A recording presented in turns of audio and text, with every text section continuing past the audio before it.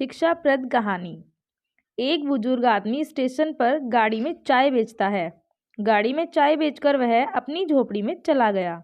झोपड़ी में जाकर अपनी बुजुर्ग पत्नी से कहा कि दूसरी ट्रेन आने से पहले एक और केतली चाय की बना दो।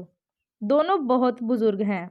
आदमी बोला कि काश हमारी भी कोई औलाद होती तो वह हमें इस बुढ़ापे में कमा कर खिलाती।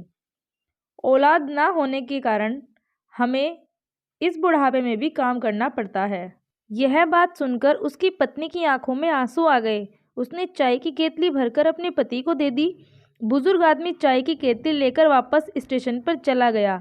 उसने वहां प्लेटफॉर्म पर एक बुजुर्ग दंपति को सुबह से लेकर शाम तक बेंच पर बैठे देखा। वह दोनों किसी भी गाड़ी में नहीं चढ़ रहे थे। तब वह चाय वाला बुजुर्ग उन दोनों के पास गया और उनसे पूछने लगा कि आपको कौन सी गाड़ी में जाना है। मैं आपको बता दूंगा कि आपकी गाड़ी कब और कहाँ आएगी।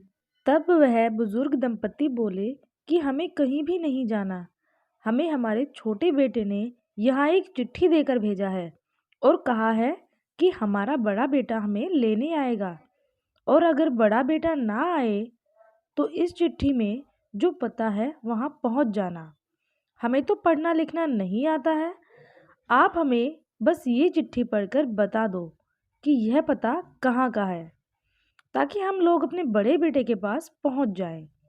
चाय वाले ने जब वह चिट्ठी पढ़ी तो वह वहीं जमीन पर गिर पड़ा। चिट्ठी में लिखा था कि यह मेरे माता पिता हैं।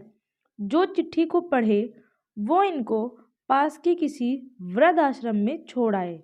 चाय वाले ने सोचा था कि मैं बेऔलाद हूँ, इसलिए बुढ़ापे में काम कर रहा हूँ। अगर औलाद होती तो काम नहीं करना पड़ता।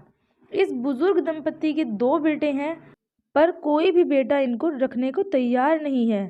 संत जी यह घटना संगत को सुनाते थे और पूछते थे कि बताओ कि औलाद होनी चाहिए या नहीं।